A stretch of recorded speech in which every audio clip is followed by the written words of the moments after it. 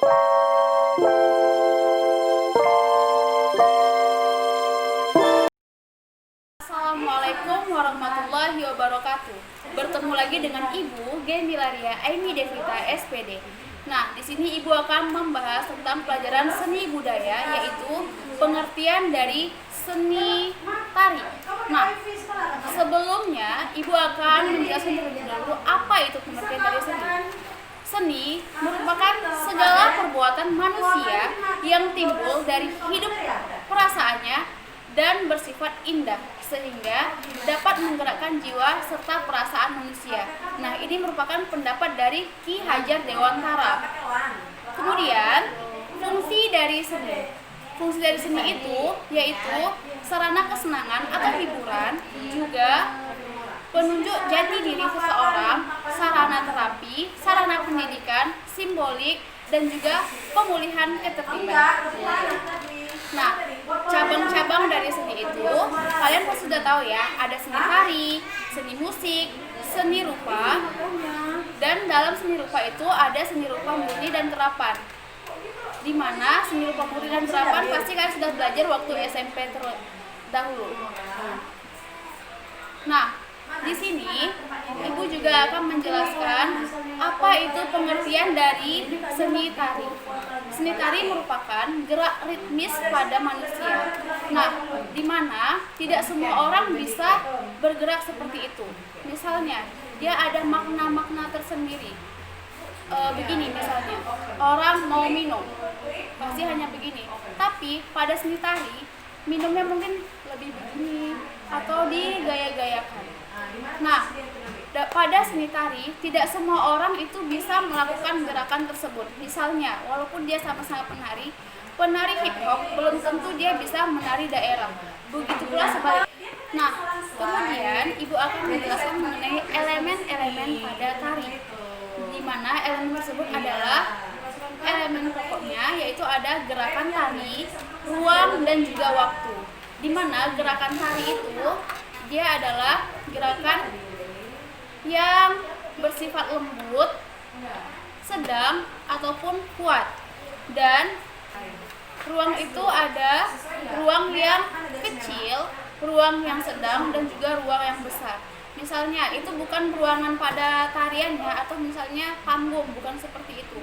Ruang itu merupakan gerakan kalian mengekspresikannya dengan kecil. Misalnya tarian Jawa, gerakannya hanya seperti ini saja. Nah, atau begini, gerakan yang sedang, misalnya gerakan yang kecilnya seperti ini. Jadi 1, 2, 3, 4, 5, 6, 7, 8.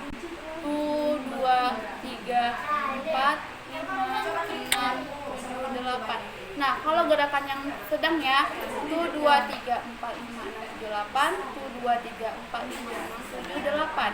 Sedangkan gerakan yang besar atau lebih luas itu 1, 2, 3, 4, 5, 6, 7, 8, 1, 2, 3, 4, 5, 6, 7, 8. Nah, kita bisa melihat dari perbedaan gerakan-gerakan tersebut. Kemudian pada waktu itu termasuk bukan waktu, terkadang orang salah. Banyak yang menyebutkan waktu itu durasi pada tari. Nah, itu berbeda ya.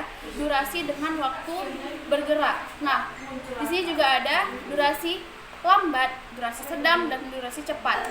Nah, durasi yang lambat itu biasanya pada tarian Jawa, keraton. Nah, dia itu ada aturan-aturan atau pakemnya. Misalnya 1, 2, 3, 4, 5, 6, 7, 8. 1, 2, 3, 4, 5, 6, 7, 8. Nah, sementara mungkin pada gerakan tari Melayu itu kesedang. Tua, gapat, manam, jupan, tua, gapat, manam, jupan. Nah, kemudian yang cepat lagi, tua, gapat, manam, jupan. Misalnya seperti itu. Lanjut lagi ke yang lainnya, yaitu mengenai elemen penunjang pada tari. Elemen penunjang seni tari yaitu tata rias atau tata busana, iringan, tempat pertunjukan, properti, mudi dan juga lampu. Pada gerak tari, sebuah proses perpindahan dari satu sikap tubuh ke satu sikap yang lain, yaitu pada gerak tari ada gerak murni dan gerak maknawi.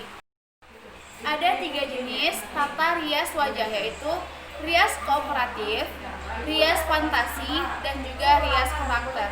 Nah, rias kooperatif ini merupakan riasan yang untuk memperindah wajah. Misalnya mana yang tidak sesuai, maka wajahnya agar lebih dipercantik atau seperti apa. Nah, kalau fantasi itu sesuai dengan imajinasi seseorang. Nah, gerakannya maksudnya riasannya itu seperti apa. Misalnya berbentuk seperti putri atau yang lainnya. Sementara riasan karakter itu memperjelas tokoh karakter tersebut. Nah, sebelumnya juga kita balik lagi ke belakang, itu ada iringan tari. Fungsi iringan tari itu merupakan agar kita mengetahui di mana cepat atau lambatnya sebuah tari tersebut, untuk meramaikan sebuah tari tersebut juga, karena kalau kita menari tidak menggunakan musik itu akan hampa tarian tersebut.